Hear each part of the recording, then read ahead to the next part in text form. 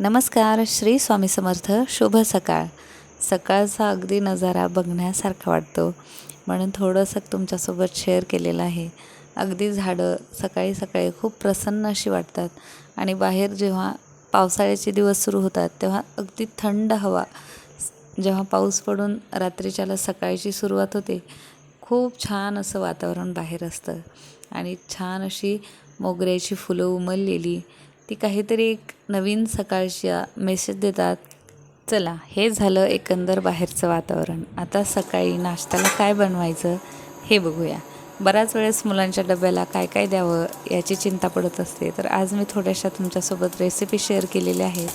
बघा, कढईमध्ये तेल ठेवलेलं आहे. त्या तेलामध्ये सगळ्यात आधी मोहरी आणि जिरेची फोडणी देऊन घ्यायची. त्यामध्ये थोडासा बारीक चिरलेला कांदा टाकायचा आणि कांदा थोडा परतल्याच्या नंतर आपण त्यामध्ये हिरवी मिरची हे टाकून घेतलेलं आहे. त्याचबरोबर मी लसूण पाकळ्या ज्या थोड्याशा बारीक बारीक कट करून घेतलेल्या होत्या त्या याच्यामध्ये टाकून घेतलेल्या आहेत आणि खिडकी जवळ असल्यामुळे फोडणी अगदी अंगावर येते दिलेली. अर्धा चमचा हळद पावडर टाकून घेतलेली आहे आणि आता बटाटे उकडलेले त्याचे काप करून घेतलेले आहेत, ते मिक्स केलेले आहेत. त्याचबरोबर लाल तिखट पावडर आणि आता चवीनुसार मीठ टाकून घ्यायचं. आपली भाजी तयार झाली. किती सुंदर आणि सोपी भाजी आहे आणि बऱ्याच मुलांना तर बटाट्याची भाजी फार आवडते. त्यामुळे नवीनच शाळा सुरू झालेल्या आहेत, म्हटलं चला आज मुलांना बटाट्याची भाजीच द्यावी. त्याबरोबरच डोसे करणार आहे. डोसे जरा बटाट्याची भाजी त्याच्यामध्ये भरून असं एक छान केलं म्हणजे कॉम्बिनेशन नवीन नवीन. एकतर मुलांना शाळेत जायचा थोडासा कंटाळा येतो, कारण 1 महिना घरी राहिलेली असतात. आता थोडीशी वरतून कोथिंबीर टाकून घ्यायची, आपली भाजी झटपट तयार होते. आणि दुसरी गोष्ट म्हणजे मुलांना काय होतं, काहीतरी चटकदार दिलं तर ते छान खातात.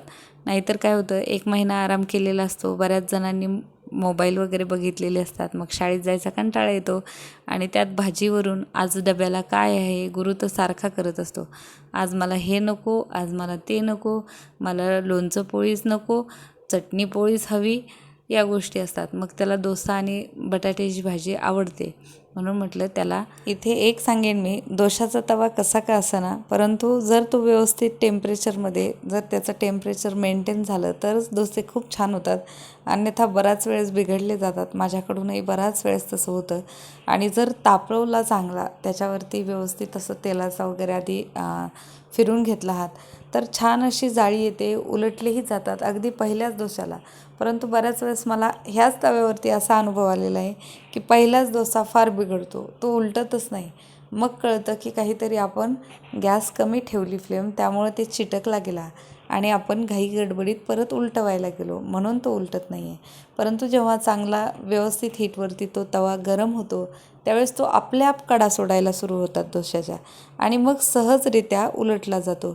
बऱ्याच जणांसोबत असं होतं की माझ्यासोबतच होतं, मला माहीत नाही, परंतु माझा हा असा अनुभव आहे की तवा चांगला असू दे किंवा भारी असू दे किंवा हलका असू दे, पण काय होतं म्हणजे जर त्याचं टेम्परेचर मेंटेन व्यवस्थित नाही झालं तर भारीतला तवाही खूप म्हणजे डोसे मोडतात त्याच्यावरती. आणि हा आपला डोसा, मसाला डोसा तयार झालेला आहे. आता मी इथे एक मसाल्याची भाजी बनवणार आहे, त्याचं वाटण आधी बनवून ठेवणार आहे. मी काय करत असते, फ्रीजमध्ये 5 ते 3-4 दिवस पुरेल असं एक वाटण एका डब्यामध्ये भरून ठेवायचं मसाल्याचं.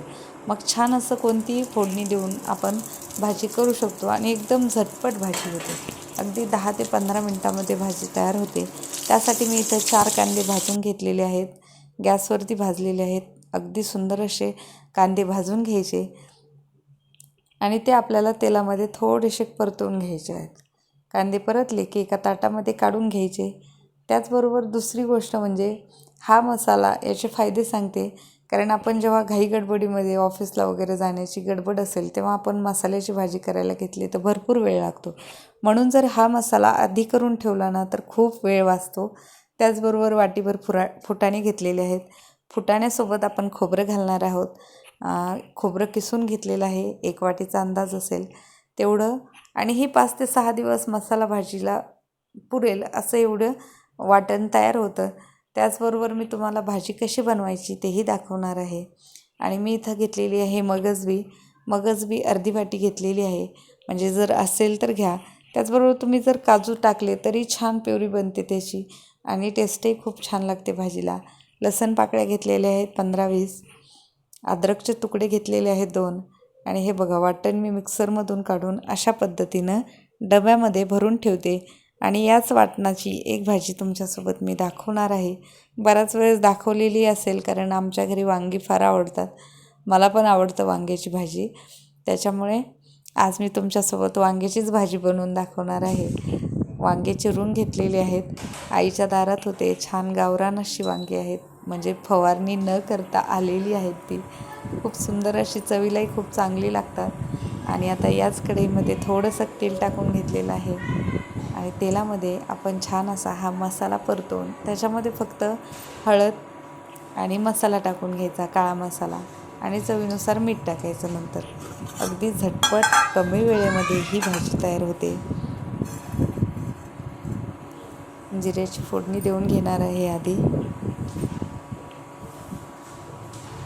स्वयंपाकाची जी कला असते ना, खरंच त्याच्यामध्ये एक म्हणजे शास्त्रज्ञांसारखाच नवीन नवीन शोध लावता येतो. आता कोणी वांगी उकडवून तळून घेतात, नंतर काय करतात काढून ठेवतात, त्याच्यामध्ये परत मसाला भाजवतात. मी याच्यामध्येच तेलामध्ये वांगी झाकण ठेवली कारण धुतलेली होती. ते तडतड उडायला लागलं म्हणून त्याच्यावरती प्लेट झाकून ठेवली. आणि मग मसाला टाकून घेणार आहे. तेलामध्ये काळा मसाला जर टाकला तर तरी फार छान येते, लाल कलर येतो.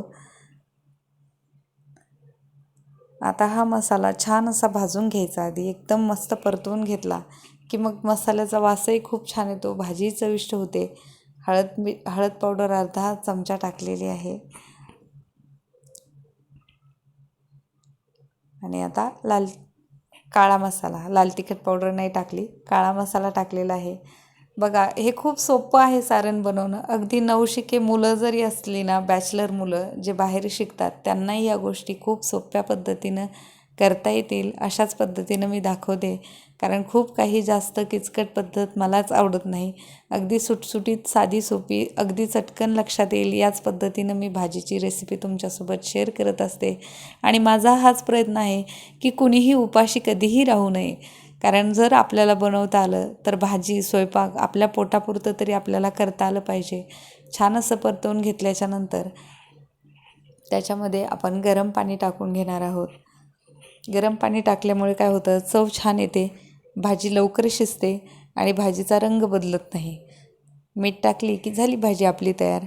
आता पाणी टाकून घ्यायचं, उकळली की जेवायला वाढून घ्यायचं. अगदी सोपी पद्धत आहे. नक्की करून बघा. तुम्ही ही भाजी भाकरीसोबत खाऊ शकता, पोळीसोबत खाऊ शकता, प्लेन भातासोबतही अगदी सुंदर लागते. त्यामुळे नक्की करा आणि कशी वाटली हे माझ्यासोबत शेअर करायला विसरू नका.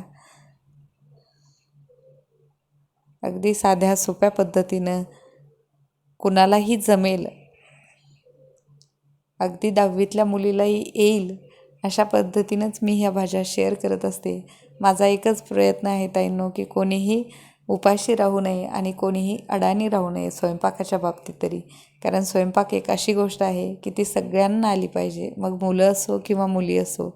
त्याचबरोबर मी कणिक मळण्याचंही दाखवणार आहे. कारण बऱ्याच मुलींना, शक्यतो जास्त मुलींना, 9वी-10वीच्या मुलींना जर कधी वाटलं करावं तर त्यांना ते कणिक हाताने मळायला कंटाळा येतो. मग हे असं यंत्र भेटतं बघा. त्याच्यामध्ये पीठ टाकायचं, थोडंसं तेल टाकलं, मीठ टाकायचं, पाणी टाकायचं अंदाजे आणि त्याच्यावरती झाकण ठेवून असं फिरवून घ्यायचं. गोळा आपल्याआप तयार होतो. कारण बऱ्याच मुली बघा माझे हात भरतात, मला ते चिकट निघत नाही, मग मला कंटाळा येतो असं सांगतात. मग त्यासाठी हा उपाय खूप छान आहे. जर मुलीला घरी स्वयंपाक वगैरे शिकवत असाल तर ही पद्धत खूप छान आहे. कारण तिलाही कंटाळा येणार नाही, ती नवीन नवीन पद्धतीनं चांगल्या प्रकारे बनवेल. हे बघा गोळा तयार झालेला आहे. अजून जर फिरवला तर चांगला बऱ्यापैकी गोळा तयार होतो. परंतु मी आता हे काढून घेऊन अशाच पद्धतीनं गोल गोल करून घेणार आहे. खूप छान मऊसूत गोळा तयार होतो आणि पोळ्याही खूप छान बनल्या जातात. बघू शकताय. इकडे भाजी पण तयार झालेली आहे. अगदी छान शिजलेली आहे भाजी. नक्की करून बघा आणि कसा वाटला व्हिडिओ तुमच्या सोबत शेअर केलेला मला नक्की कळवा. श्री स्वामी समर्थ.